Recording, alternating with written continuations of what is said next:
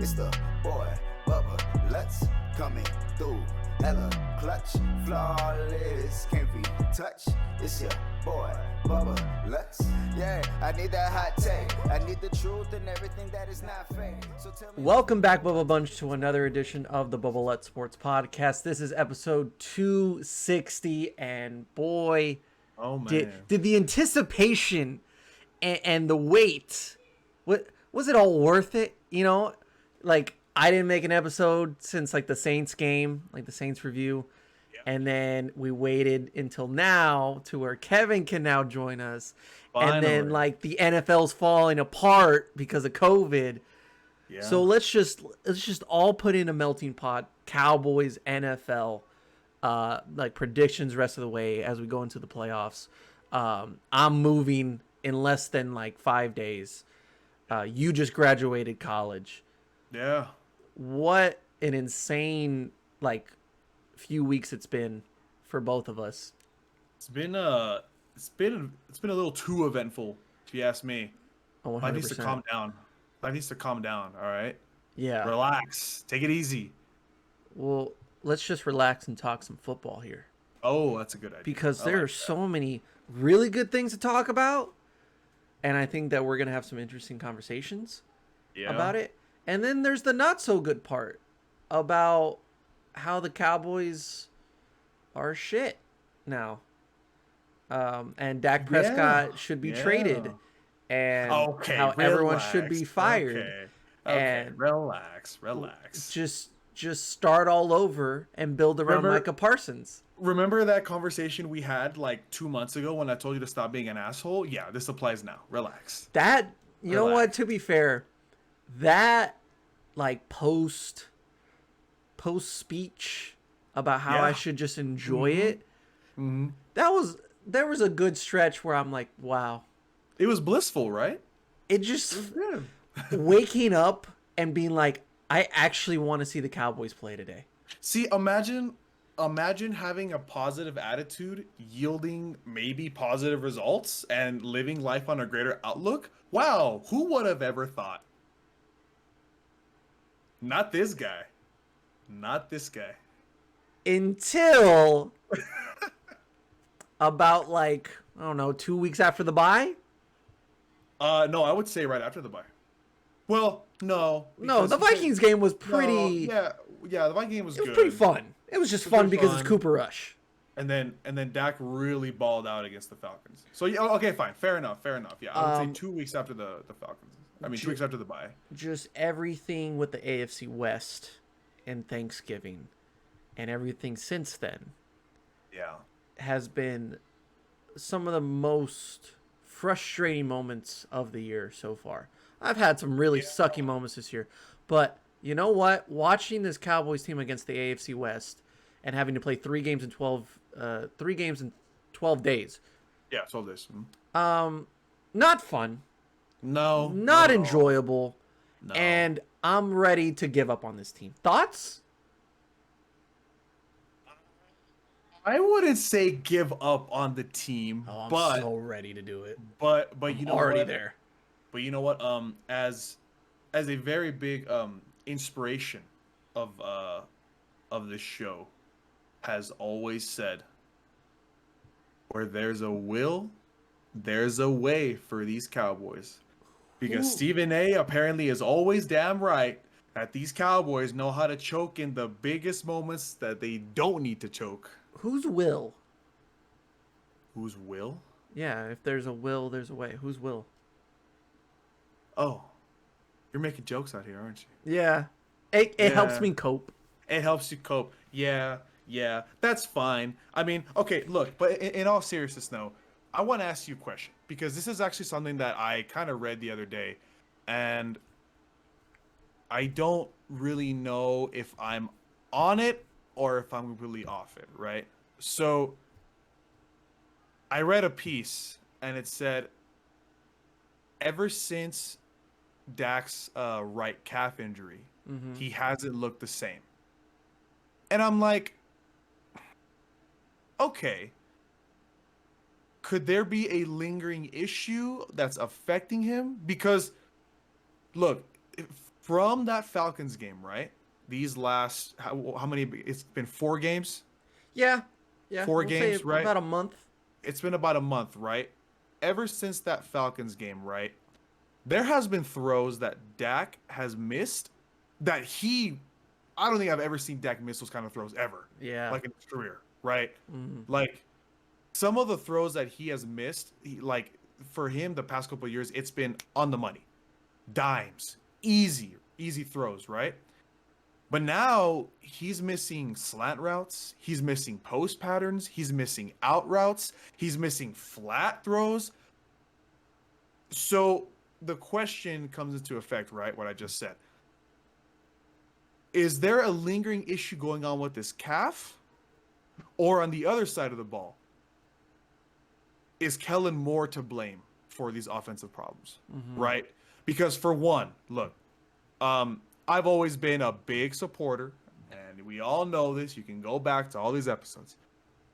There's a reason why there's more of a pride issue, right? But look, at least in my opinion, ever since Zeke had that knee injury, he should have been benched. Let him heal. Let him heal. Let Tony Pollard take the reps. It's obvious that he has an explosiveness that Zeke just does not have anymore, right? At the beginning of the season, you can say that Zeke was playing at a pretty good level. Way better than last year, way better than 2 years ago, right? It seemed like he was renewed, right? It seems like the Zeke of like 2017, 2018 came back, right? But ever since that knee injury, he hasn't looked the same at all. He's looked really, really bad.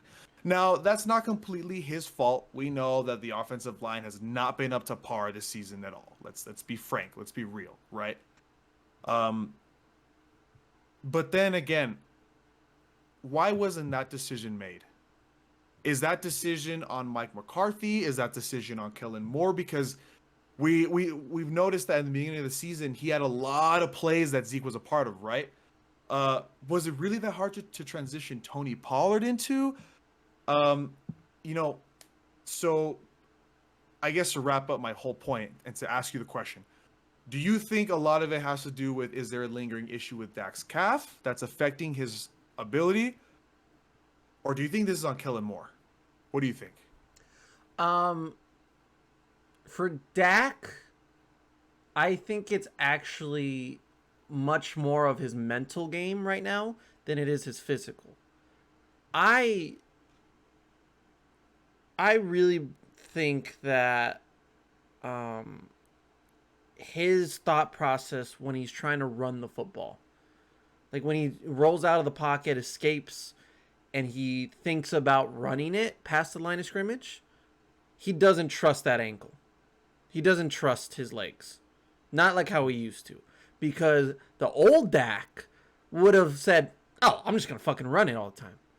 Like, if I don't see what I want to see down the field, I'm just going to run it. Now he's kind of traced back to where he's like, I kind of got to force the ball down the field a little bit because of my inability to run effectively like I used to. And it's also, I think, because they talked about this during the Washington game, how they haven't blitzed him as much as they did at the beginning part of the season. Dak is one of the best quarterbacks in the league when he gets pressured, when he gets blitzed. And his stats are actually better when he gets blitzed than when he doesn't, because it's the easy throw of like, okay, if I'm getting blitzed from the left side, I know I'm going to have a flat route to my left. So I'm just going to dump it off over there. No one's going to be one-on-one with him, or he's going to have at least a few yards before he gets picked up. Well, when you don't get blitzed, it's the same thing that happened to Patrick Mahomes. When Patrick Mahomes wasn't getting blitzed, he had to think about where he had to throw. And now he has to force the ball down the field to these very tight windows that are even tighter to what we usually see around the NFL. And guess what? That caused a lot more turnovers. You have to make that quarterback think about those decisions. The Patriots made him think last year, and ever since then, people are like, oh, we should probably just have more corners on the field and more safeties and just try to run or rush with 4, not with 5 or 6. And suddenly, Patrick Mahomes is throwing interceptions. Are we not seeing the same thing with Dak Prescott? You're only rushing 4. You can do it because that offensive line is a mess right now. And then you're going to have more corners who can keep up with maybe 2, maybe 3 receivers. They're all banged up. They're not on the field. Amari Cooper's gone. CeeDee Lamb's gone. Noah Brown's gone. Like, these guys are just falling apart offensively. They can't stay healthy. That's going to make it easier for us to cover. So now Dak has to force it, right? So I think that's the issue with Dak. But it's more on Kellen Moore because it's the conservative play calling of running it up the middle. Zeke, Pollard, it doesn't matter. Put me in the fucking backfield. I can't run for more than a yard if you don't give me a hole to run through in the middle and everybody on the defense is in the box. If there's 9 guys in the box, why would I run toward the box? Right? Yeah. It doesn't matter if I'm this size, I'm 180 pounds, 85 pounds with like barely any muscle, or Zeke, who's pure muscle. It doesn't matter. Your game plan is shit from the beginning because people are these defensive coordinators know what you're doing. And then the only thing you have to offer from that is a play action bootleg with Dalton Schultz, who can't block or catch right now, or to a Michael Gallup screen behind the line of scrimmage. It's not going to work because teams know what you're doing. Now, here's the thing that I want to get into, because this is on Kellen Moore. This is his fault. He is not only ruining his chances to become a head coach next year or in the next few years, whatever, because I think he's still very young and he still has a lot to learn. And I don't think he's ready for the big time head coaching job. Not only is he losing that interest by other teams of like, wow, he should be our next head coach because he's just so dynamic and so like smart when it comes to play calling. Well, you haven't seen that in the last like month and a half, but now he's like borderline, like trying to lose his job. Like the play calling that he is doing right now is losing his job. He might as well call himself Scott Linehan. Might as well, right? The play calling has been so bad this last month. It's been awful. It's so reminiscent of why Scott Linehan got fired. It's the basic runs that have no just unpredictability. They have no just kind of like flavor or like stank on it. You know, I need some stank, you know? Yeah. But we're just going up the middle on first downs, getting a yard, and then getting enough yards to make it a 3rd and short by not getting the first down and not throwing it down the field. Don't let Dak rip it down the field. Like, it's the same thing that we saw 4 years ago. But what about this, right? And I heard this on the radio, but I've been thinking about it. What if this is a part of the plan? Think about it, Kevin. What if? Let's see. Let's hear this plan. What if the first 7-8 weeks we saw a completely different offense that is just unstoppable? All these like really great runs to the outside and creative plays, like with Cedric Wilson throwing it, and then like you're using your wide receivers to the best of their ability. And I know they've been struggling at getting separation because they're not healthy, right? But maybe right now they're getting a little bit better and they're on track to get healthy by the end of the year. But now we're just seeing a very conservative playbook where it's like you play Madden and you say, I'm just going to use these 3 plays because they seem to work. And until they stop it, I'm going to change it up. But even then, I don't want to show them everything that I got. So what if Kellen Moore is saying, all right, everything that we did through these first 8 weeks, we know it works. We practice it. People know that we run it now. But yet they don't seem to stop it. So why not just put that to the side for right now? These defenses haven't been able to stop it, and they still don't have an answer because we haven't ran those plays since week 8, week 9. What we're going to do now is we're going to give them the basic film. We're not going to give them creativity. We're not going to give them the stuff that we're going to run at the end of the year going into the playoffs or in the playoffs. Because if they know what we're doing now, then they're going to be prepared for January. They're going to be prepared for those late playoff runs. We don't want to give them that. We don't want to give them that extra film to study or that film session to where they can figure us out. Yeah. We know what works. We know what we do really well. So why not do the basic stuff that will get us through the season because we've locked up this division already. And we have shown teams around the league that when we play Atlanta and we're pissed off, then we can do some damage. It's really more of that defense that has to keep learning and keep figuring things out because they still are so young in the Dan Quinn era. So why not Kellen Moore is saying, Mike, I know that our offense is pretty bad right now, but against Arizona and going into the playoffs, no one's going to know where we're going to run. They're going to expect this. But what really going to do is give them that playbook from the early part of the year. So we're just kind of shadowing and hiding, cloaking the real playbook for the fake playbook. The fake playbook, so predictable, so stupid. I learned that from Scott Linehan, so that's why I'm using it. Because it's the most basic playbook of all time. People know where we're going to run. But that's not what we're going to put in January. When we make that playoff push, we're going to go back to what worked. We're going to go back to what we originally wanted to do. We just didn't want to show everything what we had.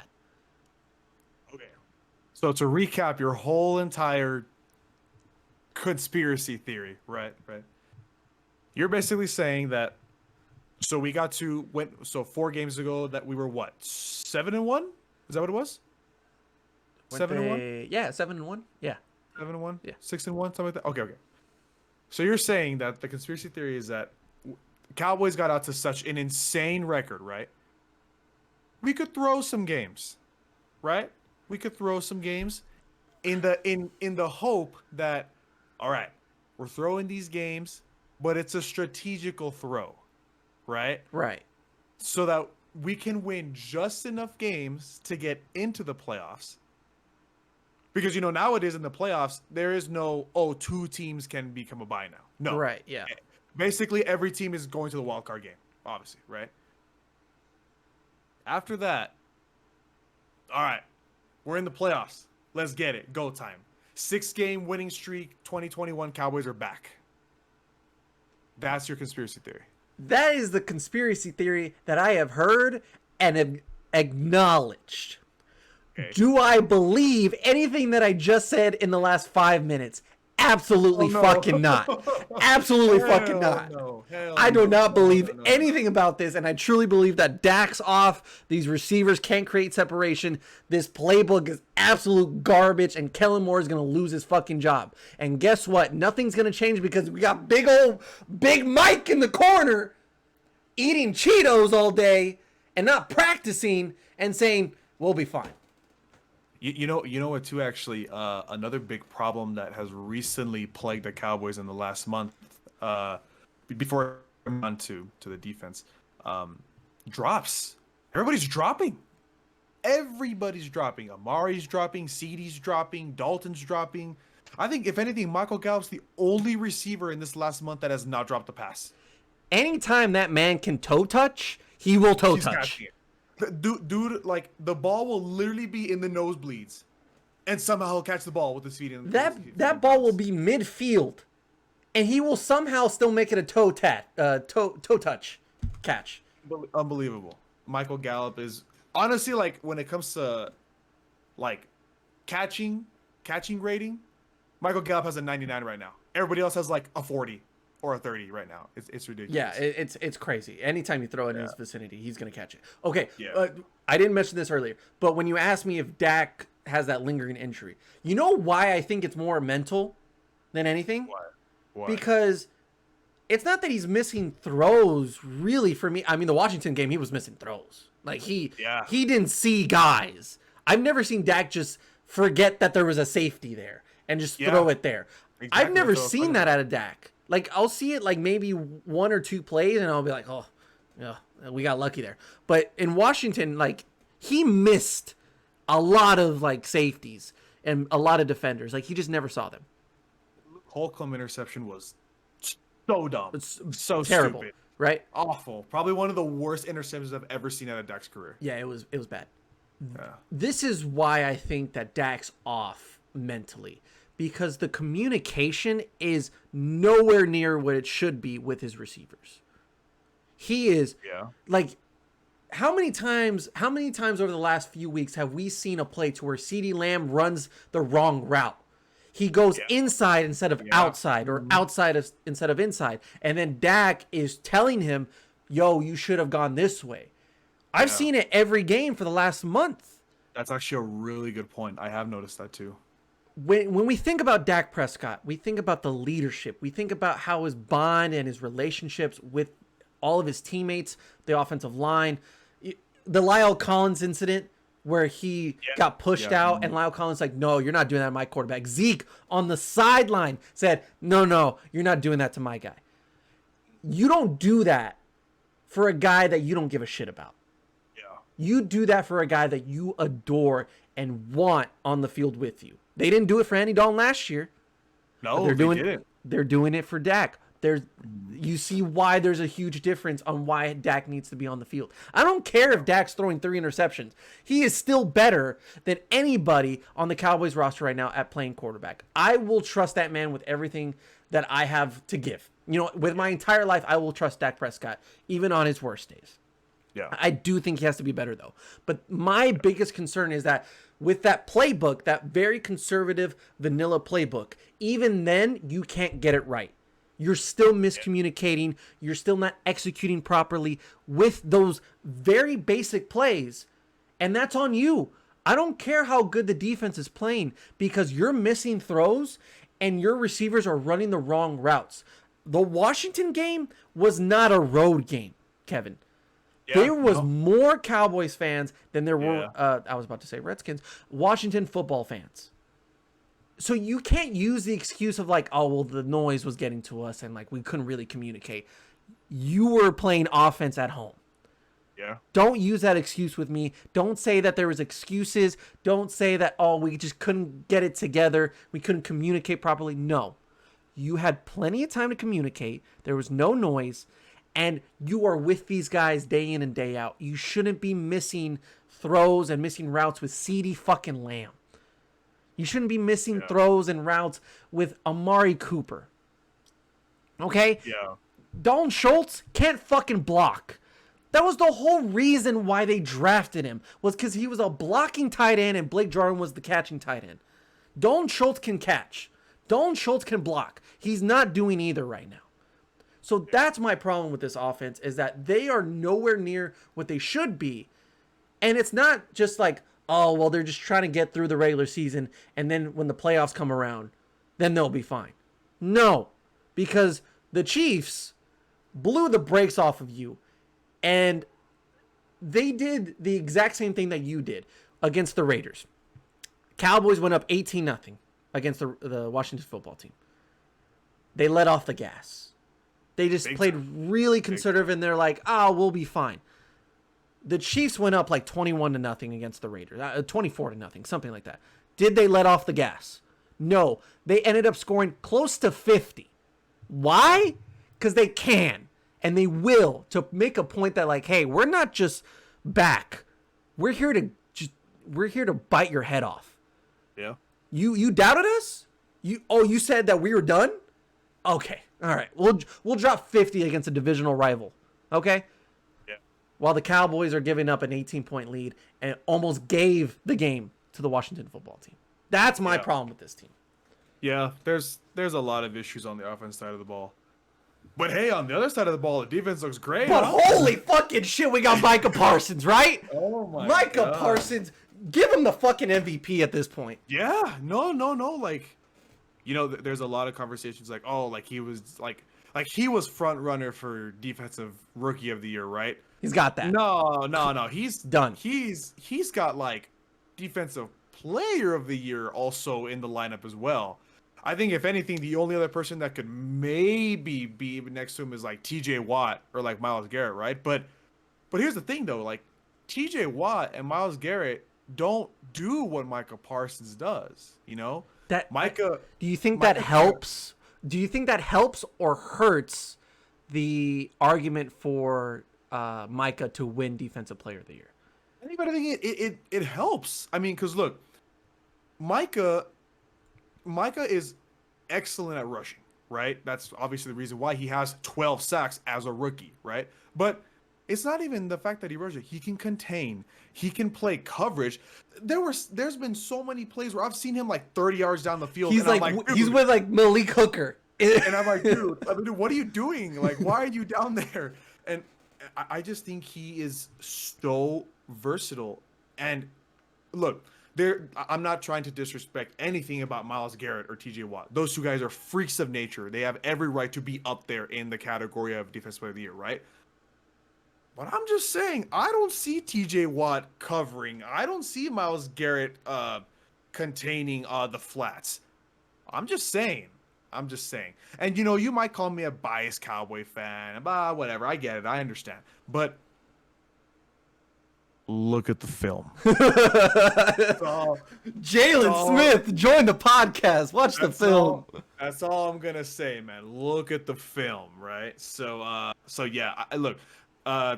Do I think he has a really good shot of being like actual defensive player of the year? Yeah, I do. I really think he does. If it was decided right now, would he win? Ooh, because I don't know. For me, yes.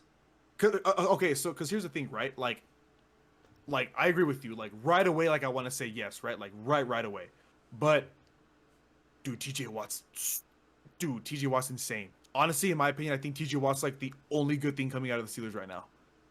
Everything coming out of the Steelers is like literal dog shit, right?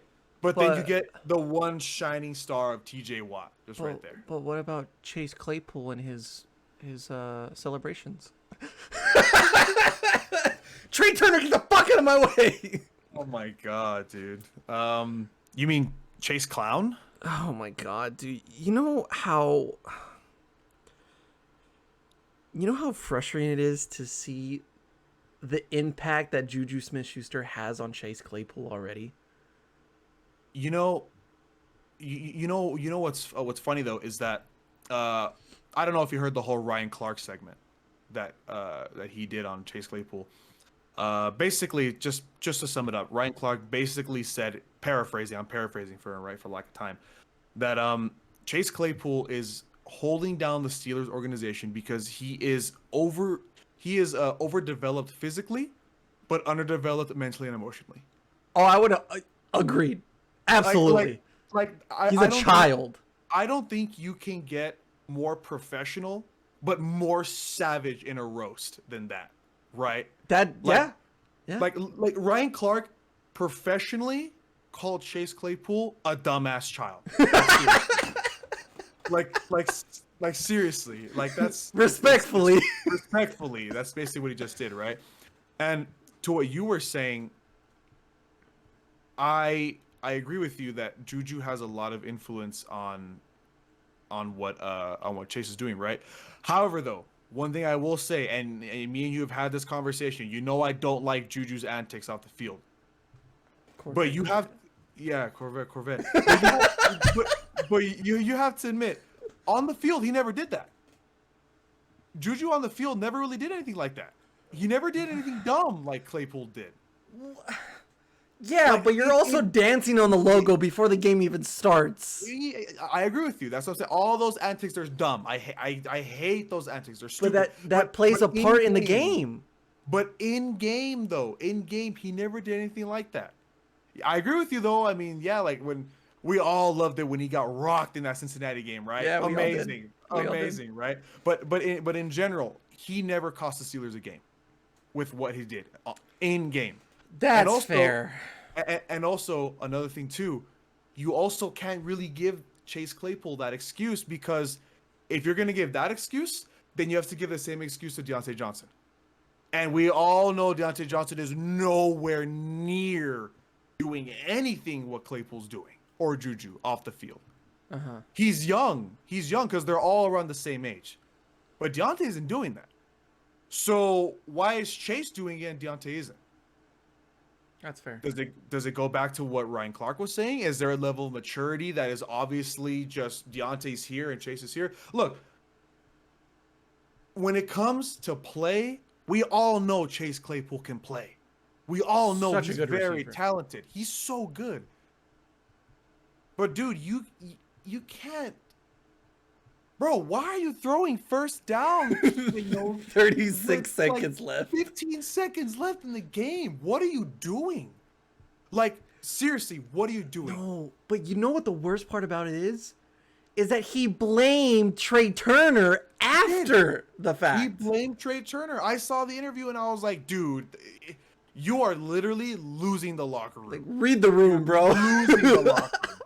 Like I read a report the other day, I think it was like a week ago, that like Baker Mayfield is losing the locker room in Cleveland, right? And I was like, okay, unfortunately, if that's true, well, that sucks because Baker obviously has the talent, but there's just something going on this year, right?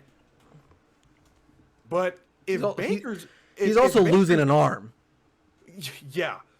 If Baker is losing the locker room with his performance, I don't think Chase Claypool should be in any 6,000-mile vicinity of the locker room then, because what are you doing, dude? Mike Tomlin's just not the guy to do it to. You're not doing it to Mike Tomlin. You can't do it. You know what surprises me too is that I can't believe this is happening under Mike Tomlin. I can't. Literally, Mike Tomlin's whole career, he has been known as the player's coach. Mm-hmm. Everybody does not want to disappoint Mike Tomlin. Right? What's happening? Okay, think about it for a second, okay? You have a 40-year-old quarterback in Ben Roethlisberger who doesn't want any of this shit. Doesn't want the TikTok. No. Doesn't want... Well, he wants a certain website, but it's not TikTok, right? Oh, God. You got Najee Harris, who is very young, who is still trying to prove himself, but a stand-up guy. Yeah, super really nice, funny, really genuine, down-to-earth. You love Najee Harris, right? Everything that he's put out this year, adore him. Yeah. Juju Smith's dancing in the corner to TikToks, dancing on logos, can't stay on the field because he's banged up all the time. So he's a bust at this point. And then you got Chase Claypool, who's talented as all hell, stays on the field, but god damn it, you stop doing stupid stuff. You're so immature. And it's just so much contrast between this team. It's so dysfunctional. And it's just fucking crazy. Anyways, I don't know why we went on a rant with the Steelers, because I want to talk about Micah Parsons a little bit more. Because TJ Watt's the only good thing out of the Steelers. That's okay, no, yeah, you make a good point. For me, the conversation does not include TJ Watt. It really doesn't. Because I think, maybe because the MVP race is like this, but I think you got to consider... You mean the most popular player award? Yeah. Well, yeah. But I think this year... Is that the case? No. If it's based on this year, Tom Brady wouldn't win it. No, he would win it. He's front runner right now. Well, based on his play. Yes. But not based on popularity. So then who would win other than Tom Brady? That's a good question. I mean, for the longest time, Matthew Stafford was one of the favorites, and I said, what the fuck? No. Because he started slumping. Because remember my like bold prediction before the season started, the top 5 quarterback? Yeah. I was technically right weeks 1 through 8, 1 through 9. No, but I'm saying like the argument for him winning MVP in those weeks, not when he started slumping, I didn't agree with it whatsoever. I don't think Stafford was playing at a higher level than Kyler Murray, Tom Brady, and Dak Prescott. No, and then when he started slumping, I was like, oh, okay, well, it doesn't matter. He's not going to win it anyways. Yeah. So you get what I mean. So, like, for me, popularity isn't the case for the MVP. But I'm saying that when we talk about the MVP race, we also got to consider the fact, are they winning? Are they helping them win football games? Myles Garrett, not really. He's won the Browns. They're just, they can't stay healthy, or they keep getting COVID. Actually, yeah. TJ Watt's not going to win shit because guess what? They're losing football games.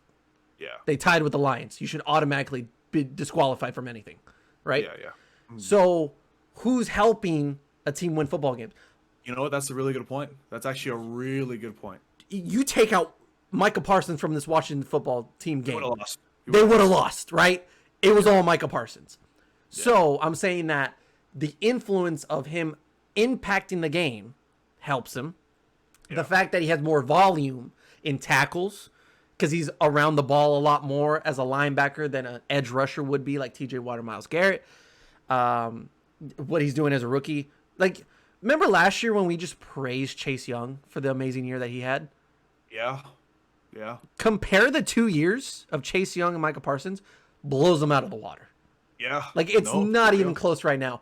But that speaks volume of how well Micah Parsons is doing.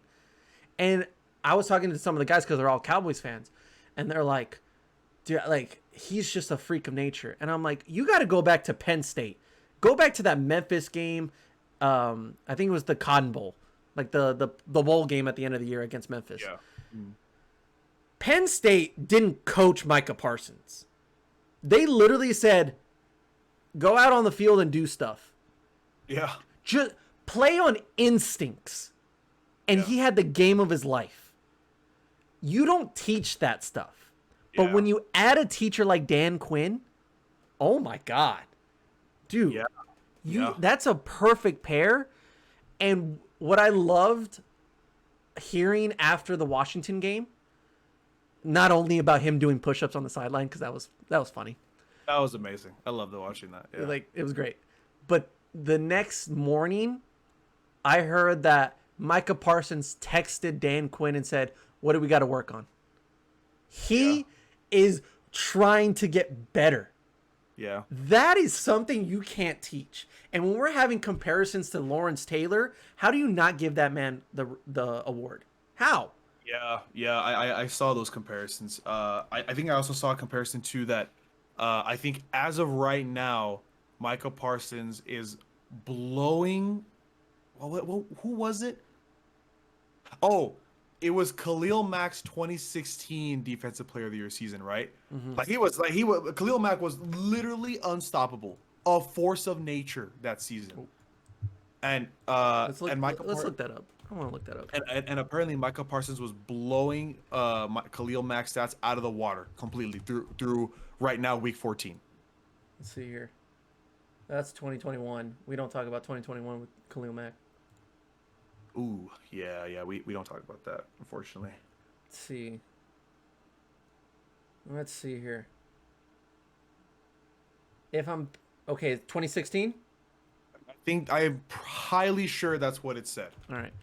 Continue with your conversation while I look this up. Well, anyway, but yeah, so, I mean, and not even to mention that, even just in general, like, Randy Gregory and Neville Gallimore came back for this game.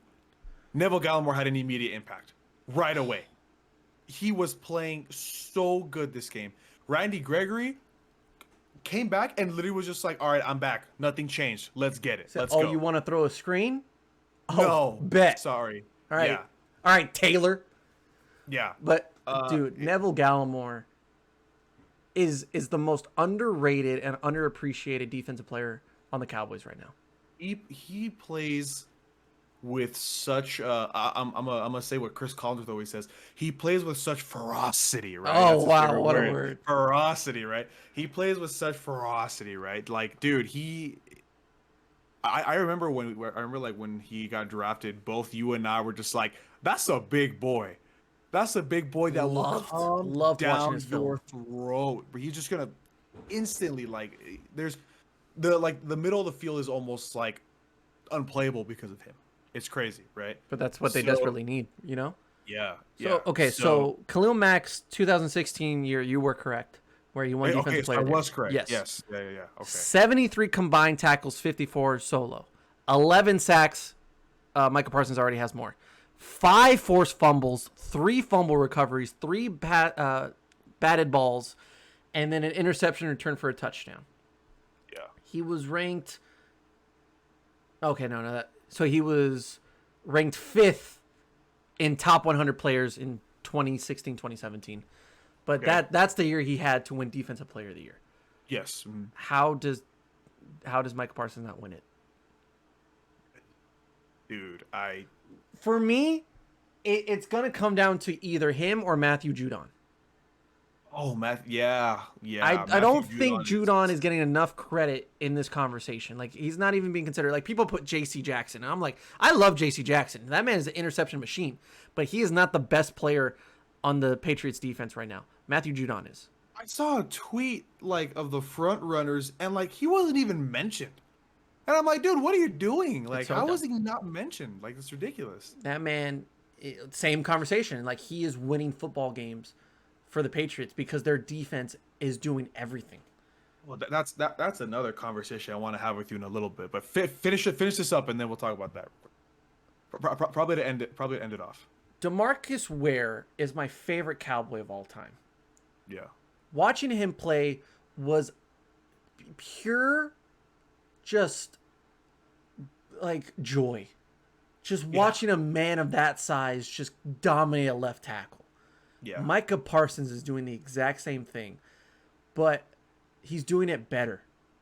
Like, DeMarcus Ware is even like, wow, that guy's good. Yeah. DeMarcus Ware is saying that about you. I want to watch that Washington game again, but I just want to watch the defense play, because the amount of times that I've seen Micah Parsons rush the quarterback, get held, and still make a play. Yeah. That is a grown man that you're being held back by and still don't care. I'm getting by. So basically, to end this off, yeah, he should be winning both awards, and if anything, maybe an honorable mention in MVP. Yeah, just saying. Okay, so right now, who do we have winning awards? Awards? Yes.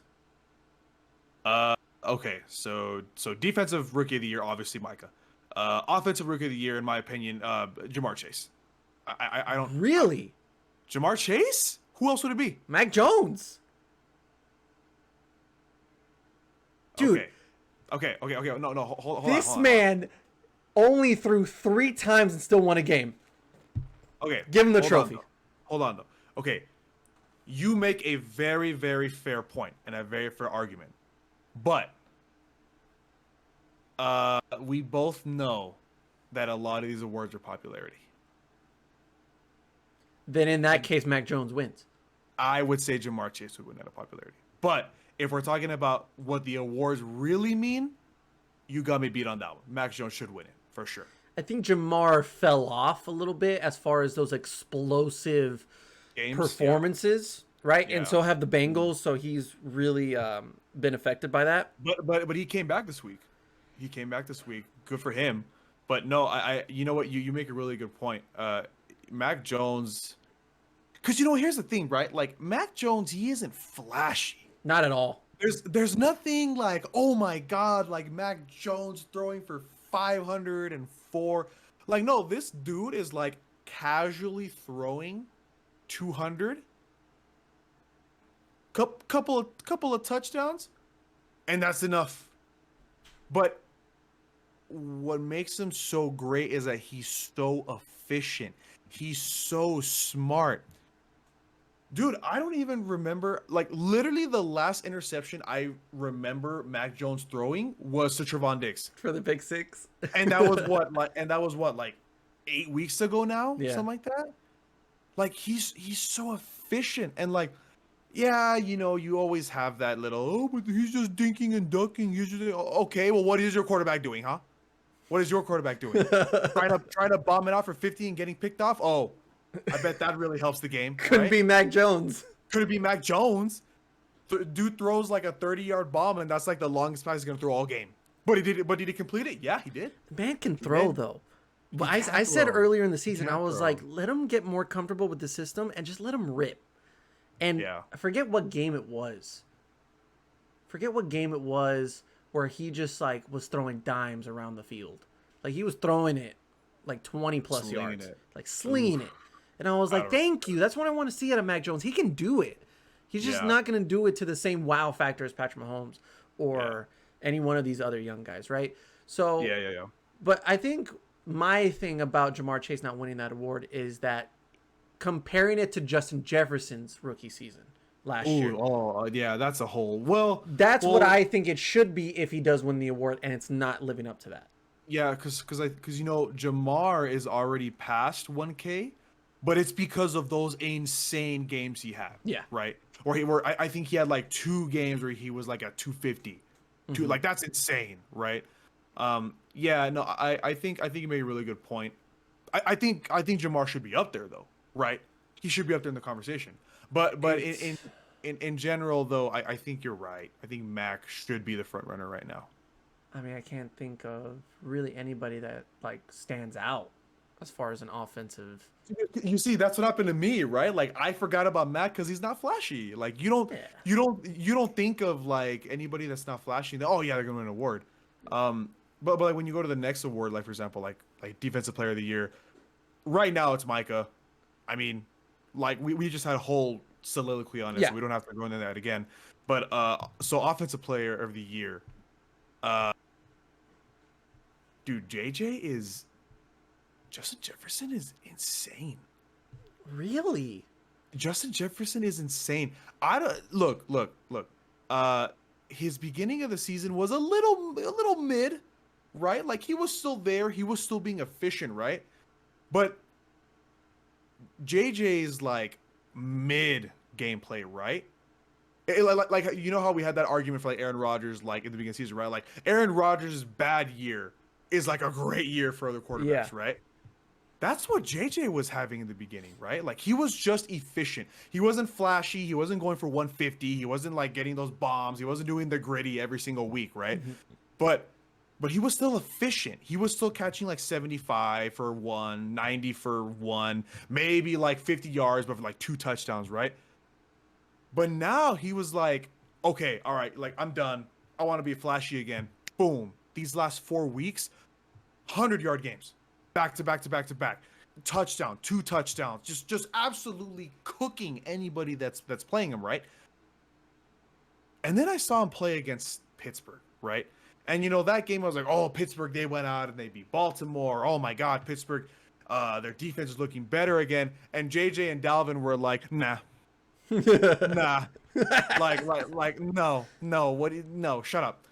And they just absolutely destroyed Pittsburgh. Look, there's a lot of candidates that come to mind when it comes to Offensive Rookie of the Year, right? Because look, on the other side of the ball, I will once again stand corrected. That man, JT, Jonathan Taylor, is insane. Did I tell you? I told you to take that chance on that motherfucker. Look, here's the thing, right? At the beginning of the season, Jonathan Taylor was in a position where literally everything pointed to his workload being diminished. Mm-hmm. Marlon Mack was coming back. They had a lot of confidence in Nyheim Hines. Mm-hmm. And for some whatever reason, the Colts really loved Christian Wilkins, so they decided to keep him, right? So 4 running backs, I mean, that doesn't look good for someone, right? But Jonathan Taylor was like, oh, you want to keep these 3? Yeah. Keep him on the bench for me. Tell him to keep my seat warm while I go out here and run for 200. He's the league leader in touchdowns right now, right? He's at 16, I think. League leader. Rushing yards, touchdowns. Yeah. I mean, look, if Derrick Henry was still in the league healthy, he'd be number one. Number one. Number one for sure. He would have won the award for sure. Absolutely, right? But for Jonathan Taylor to take advantage of like, oh, Henry's out. All right, it's my time. And then he had the Jets game, and you're like, oh shit, this man runs hard. Okay, but did you notice that like, because it was like Derrick Henry just was blowing everybody out of the water. It was like 150 yards difference between him and second Jonathan Taylor. Not even. It was like 250, 300. Like Derrick Henry was. Like honestly, Derrick Henry probably could have broken the record this year. The what is it? 2056? Is that what it was? Isn't it over 2100? Is it 2100? Like 2109? Is that what it is? Oh, I don't know. Something like that. But anyway, Derrick Henry would have for sure broken the record, right? And Derrick Henry was blowing everybody out of the water. Unfortunately, he goes down, and then right then and there, JT was like, oh, so it's my turn. It's my turn. And then 200, 150, 300. No, 4 touchdowns. Like 4 touchdowns, 5. I'm just like, Jesus Lord. Dude, I told you. And you know what the worst part about it is? I had both Derrick Henry and Jonathan Taylor on my fantasy league. Both. Yeah. The record is 21-05, sir, with Eric Dickerson. I was off by 4. 2109. No, yeah. Look. JT makes a. I think JT and Justin Jefferson are kind of duking it out right now. I don't think it's close. I think they're duking it out right now. But if I had to give an edge, it's easily in JT's favor by far. He said, "Carson, don't even worry about throwing picks. Just give it to me." But see, that's the thing though, right? Because both JJ and JT did the exact same thing. They were like, okay, I'm being efficient. I'm being a good team player. And then they both just like flipped the switch and they were like, you know what? My team's trash. Let me pad my stats, right? And they just went off. And like, man, they're so good. I don't really have anybody else that's coming to mind. I mean, Devontae Adams is having just a really great season overall, right? Well, no, I think it's either Jonathan Taylor or a quarterback, and you just pick your poison. A quarterback, like, okay, if we're talking about like Tom Brady, right? Like Tom Brady's having a really great year. He's having a really great year for his age, but I mean, age is not a Tom Brady doesn't know who Father Time is, obviously. Other than that, like, at one point it was like Josh Allen, but then Josh Allen is now struggling. Mm-hmm. At one point it was Justin Herbert, and then Justin Herbert, they had like a 4-game slide, and now he's struggling. He's coming back, though. It's so up and down, right? So right now, and then like you could say the same thing about Dak, right? Like Dak was literally lighting up the league, and then this slump now, right? So, I mean, when it comes to quarterbacks, the only one that comes to my mind in reality that could maybe win this award is Tom Brady. I mean, to win Offensive Player of the Year? Yeah, like who else would it be? Like I can't think of another quarterback right away. I mean, because Aaron Rodgers is not having what he had last year. He's not. He's still phenomenal. Well, but we're back at the point where it's like, oh, Aaron Rodgers is having a great year. Like, great year, but not Aaron Rodgers MVP level year. Yeah. I don't think Aaron Rodgers, and this hurts his MVP talk too, is that COVID thing. I think when the COVID thing happened, it was like, oh, well, that's not going to look good for the league, and plus you're missing games, so we're just going to avoid it. Okay. Yeah. Since we're talking about Tom Brady, he's winning MVP for me. Because I do think age should be a factor. That man is 42 years old. He's 42 years old and having one of the best seasons of his life. Like, we can't just ignore that he's 42 and he's doing better things than Kyler Murray's doing at 26. You know what? I think Tom Brady is a wizard. Don't laugh. I'm being serious. Stop laughing. There's no, you cannot sit here, right? Because look, Brett Favre, I love Brett Favre. Brett Favre, guy was gunslinger, right? Guy just looks great in Wrangler jeans. Love him. He does look good in Wrangler jeans, actually. And copper fit. Yes. I forgot about that. Wow. Never forget copper fit. But Brett Favre was not doing Tom Brady things when he was his age. No. Because Tom Brady played until he was, 43, if I remember correctly? Well, when the Saints knocked him out in that final championship game? When he was with Minnesota? Yeah. He was well in his 40s, he was well in his 40s, and he played like it. Yeah. Tom Brady is... You know what? Bro, just watch. Hear me out. You're going to hear like in 20, 30 years, right? Like we're all going to be old. Well, we're not going to be old. We're going to be only 50. We're going to be 50 years old, and there's going to be some like investigation that comes out, and it's like Tom Brady was secretly doping from like year 35 to year 47 when he barely retired. but like after his 11th Super Bowl win. Yeah, but like the PEDs were like untraceable, so incredibly like nanoscopic, right?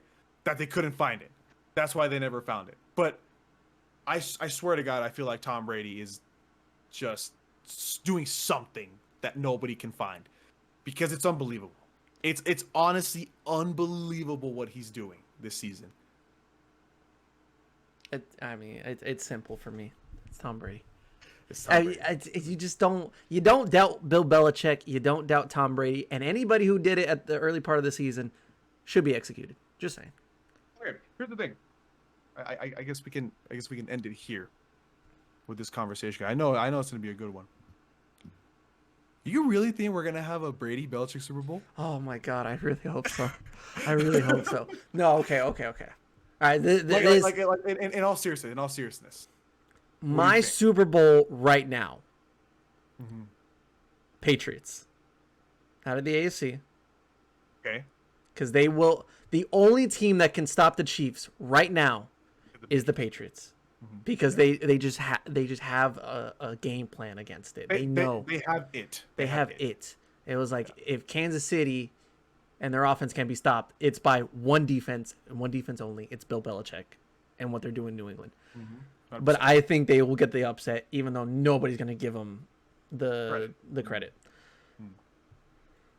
There are only two teams in the NFC right now that I truly consider Super Bowl contenders. No, the Dallas Cowboys are not one of them. Absolutely not. No way. Green Bay is playing some really good football right now. They are. Yeah, they are. Mm-hmm. And I do this to myself every year. I believe in their defense. How many times have I said this defense holds up, and they're playing better than ever? And they got Jair Alexander over there. They're doing it without Jair Alexander for a lot of the season, but yet they're making it work with Kevin King and all them. Their defense, as long as their defense plays really good and they're playing like they are, Aaron Rodgers, it's Aaron Rodgers, right? They should win the Super Bowl. I'm not going to fall for it this year. I'm not. I'm just not going to fall for it. Okay. That leaves one team and one team only. The Tampa Bay Bucks. Yeah. They make it back to the Super Bowl, and we get Bill Belichick versus Tom Brady in the rematch of that great Sunday Night Football game. We get it again, but now it's for the real deal.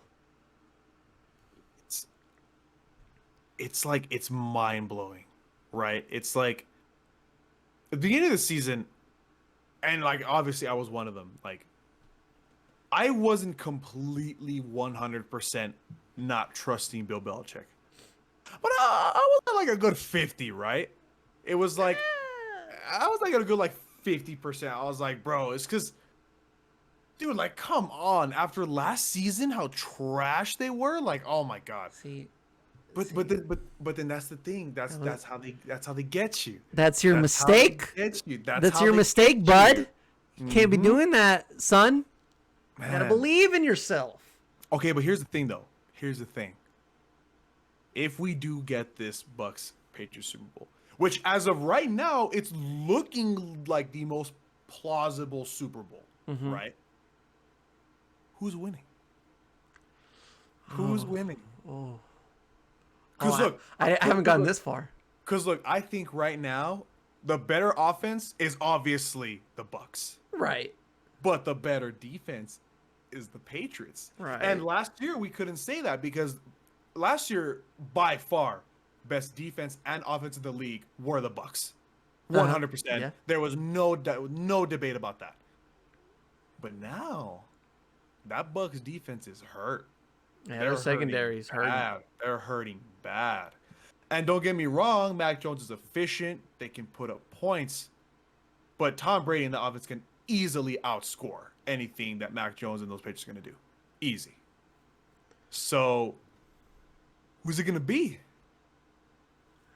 God. Remember the track record. Whenever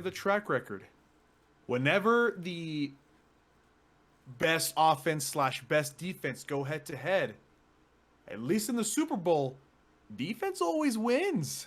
Defense wins championships, man. Defense wins championships. Last year, Chiefs should have absolutely steamrolled by statistical analysis, right? Based on how good that offense was, yes. They got steamrolled.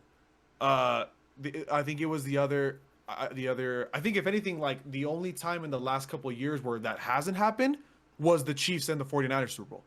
49ers had the best defense in the league, right, but Chiefs came in and they came back. But I mean, look at the other Super Bowls. Seahawks Broncos, Seahawks won, right? Then you go back to the other Super Bowl, Broncos and Panthers. Broncos and Panthers. Broncos won Super Bowl, right? There seems to be a trend. There seems to be, so I honestly could not make a decision right now if I had to choose. Is that your Super Bowl? So right now, by like on paper and how everything is going, yeah. Because look, here's the thing, man. As much as because I fall in the same trap every single year, I always want to say, no, it's the Packers. No, Aaron Rodgers is finally going back. No, they just don't. And look, me personally, I don't have enough evidence to say that this year will be any different. Because if you want to look back at it, the Packers were better last year than they are right now. Overall? Yes. No. Of course. No. What? You think No. overall? Overall, not Aaron Rodgers. Not I mean the Packers last year. Even their defense? Yes. Oh. 13-3. 13-3 Packers. But that's Aaron Rodgers. That's his MVP. That's the Rodgers rate. Nah, bro. I think last year the Packers were better than this year. No, I would disagree. Well, but see, here's the thing. It doesn't matter. This year they have Randall Cobb. Oh. See, you forgot about Cobb.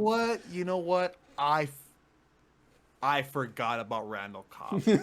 You're right. I forgot about Randall Cobb. Okay, you know what? We're ending the show here because obviously I can't function. Clearly, you don't know anything about football. Clearly, I'm an idiot when it comes to football, right? But no. I just think in general, like, dude, it's just there's always something about the Packers that they just can't win when it matters, and it's really weird because all they do is win. It's Aaron Rodgers. Literally, all they do is win. Like, on paper, they have literally the Green Bay Packers have had this team for the last 4 years now, minus AJ Dillon because it's only like his second year or whatever. Mm-hmm. But they've had this same team for the last 4 years, basically. Add in Randall Cobb. Sorry, my bad. Can't forget Cobb. But like Jair Alexander, he's been there, right? Zadarius and Preston, they came in 2 years ago now, so pretty much they've been there, right? Mm-hmm. Aaron Rodgers has been there. Tay Adams has been there. Lazard, Valdez-Scantling, Equanimeous St. Brown, Aaron Jones. The offensive line's a little different from the last 2 years, but pretty much it's still wasn't pretty good, right? They've had this team. Why can't it work? Why? I don't understand it. And it's always in the NFC Championship. Always. Yeah. Have you noticed that the wild card games, the divisional games, easy games. They make you look so easy, right? Mm-hmm. Last year, everybody thought, the Rams, they might have a chance. No, they never did. Yeah. 2 years ago, it was, I think, who was it? They played, it was Seattle when Seattle was still good. No, never. It's yeah. It's just the championship is where they just seem to freeze. Last year it was obviously the Bucks. 2 years ago it was the 49ers. 3 years ago it was the 49ers. Yeah. Because they went to the Super Bowl. Yeah, right? Am I bugging? Last year was Chiefs and Bucks, so it was obviously the Bucks. Uh-huh. Before that Super Bowl was Chiefs and 49ers. So I was obviously the 49ers. And then who was before the 49ers? It was before the 49ers and the Chiefs. It was the Patriots and the Rams? Because I was working at Best Buy at that time. Was it? I thought that was 2017 going into 2018. And then Chiefs and 49ers was 2018 going to 2019. No, yeah. That makes sense. Yeah, because Brady's been with the Bucks for 2 years now. And then he had that one season with the Patriots where they lost to the Titans, but that's where the Chiefs went to the Super Bowl, and they went against the 49ers. And then the year before that, it was Tom Brady with the Patriots. And the Rams, right? Yes. Because that was the horrible call that the Saints should have had, obviously. Oof, which one are you talking about? Well, the first one. Well, no. The second one, the second heartbreak, because it was the Minneapolis Miracle, and then it was the PI, and then it was the Kevin Rudolph missed PI. Yes. 3 years of back-to-back. Okay. Well, anyway, we're getting off track. We're getting off track. But anyway, Patriots winning Super Bowl. Yeah, they won. But anyway. No, I'm saying that they're going to win the Super Bowl. Dude, imagine the fucking shot of Tom Brady like across the field, looking down at the confetti, and Mac Jones just holding the trophy. Oh, imagine, dude, rookie. Whoever takes that picture, like instant, they're getting promoted. They're buying a brand new house. If they don't have a wife, they're getting married, raised. Like, oh my god, like. That's gonna be the picture of like the decade, right there, and the decade just started. That's like forever. Is that like would that be the coldest picture of all time? Ooh, we should do an episode on the coldest pictures in like sports. That'd be good, actually. Oh, I can make that a video. Oh, yeah. What's another one? The Rajon Rondo with his kid. After they won the title in the bubble, and he's drinking like champagne, that one's cold. The other one too, like I don't watch basketball, but it's very famous. Everybody knows it. The Allen Iverson step over on Ty Lue. Yeah, is it Ty Lue? That's a really good picture. I think it's Ty Lue. That one's pretty cold. Yeah. But yes, I think as far as NFL goes.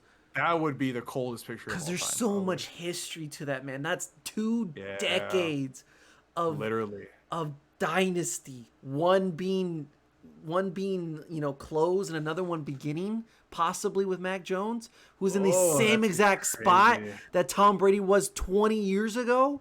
Yeah. Oh my God, dude, give me that Super Bowl. Yeah. Oh my God. That'd be good. That'd be a great Super Bowl, honestly. Wow. We're not going to get it, are we? We're going to get Cowboys versus Bills. Wow, that's a good one. Are they the same exact team, really? Cowboys and Bills? Yeah, they basically are. Yeah. They basically are the exact same team. What's the worst Super Bowl matchup possible as of right now? Right now? Like the out of the 7 teams? Out of the 7 teams, it would be Washington versus the Bengals? Yeah, because the Bengals are so technically in it. Oh my God, that's so. That'd horrible. be the worst Super Bowl. Yeah. One of my bold predictions, because that was one of the topics that we considered for this, and I know we're running a little long. I was gonna say the Colts were gonna make a run. Ooh. Because they're out of the picture right now, but their record doesn't show how good they actually are. No, it really doesn't. They're a good football team. I agree. Better than the Bengals, in my opinion. Yeah. It's just the Bengals have that really inconsistent flow with them. Like 1 week they come out and they drop 40, and it's like, oh, these are the Bengals we saw in the beginning of the season, right? And then the next week they come out and they look like they can't even complete a screen pass, and it's like, oh. These are the Bengals we've seen for the last 10 years. There you are. Yeah. I watched this one guy on TikTok where he just he asked himself questions. Like he pretends to be the guy behind the camera, but he's also the guy in front of the camera. I know that guy. And he puts on the headset and he's like, yeah. And he's like, "Are the Bengals Super Bowl contenders?" This was during the hot streak, and he's like, "Yeah." No, he said yes, and I said, "Get the fuck out of here!" I closed TikTok. Yeah. I got off it for the day. Yeah. That guy really sees everything in like a week by week perspective. Because like a lot of the questions he asks himself are like really open ended. Yeah. But he looks at them in a week, and I'm just like, why do you do that? You know what? That doesn't make sense. There's one video where he was like, "Are the Bengals gonna win the division?" Yes. The next question, I'm not kidding you. Are the Steelers gonna win the division? No. And I'm like, you just answered the fucking question. You just answered your own question. Yeah. It's yeah. I mean, some of his takes are they're pretty good. They're okay, but there's some where I'm just like, well, I just need more. I need more than a yes or no. Yeah. Why are the Bengals gonna win the division? Why are the Steelers so fucking bad? Just because Yeah. Just say Chase Claypool first down. Yeah. Yeah. All right. Well, that was fun. That was a lot of fun. That was good. Kevin, you're back. And I am. You are back at the perfect time. Yes, for the playoff push. We are sorry for no real content over the last week or so, but a lot going on. But I promise you that as of probably next week would be because I got to get the internet, got to get everything settled into the new place, got to make sure that's all set up. Possible upgrades in the near future. Just saying. But that's where we gotta lock it down for the playoffs. Oh my God, there's gonna be so much to do. Playoffs are coming. I will try my best to give everything I can to this podcast. That's blowing up. Yeah. I will say. Thank you so much, everybody, for listening and watching episode 260 of the Bubba Lutz Sports Podcast. Thank you, Kevin, for joining us. Hey, thanks, man. Yeah, it's been a while, but I'm finally free. Yes, more to come in the next months of the NFL season still. Plenty more to talk about. Rest in peace, Demaryius Thomas. Rest in peace, Demaryius Thomas. That was honestly heartbreaking to find out. It was a pleasure watching him play. It honestly was. Him, Emmanuel Sanders, Peyton Manning. Some great years. And he was one of the most dominant wide receivers in the league for a short period of time. But that man, gone too soon. We wish him nothing but the best. Him and his family. Love him. Thank you so much. We'll see you next time on the Bubba Lutz Sports Podcast. Yeah, hold on. Tell me who's your top 5 quarterbacks right now, dead or alive, huh? And how much do you care about a ring if the best player got carried by the team? Now, would you lose if it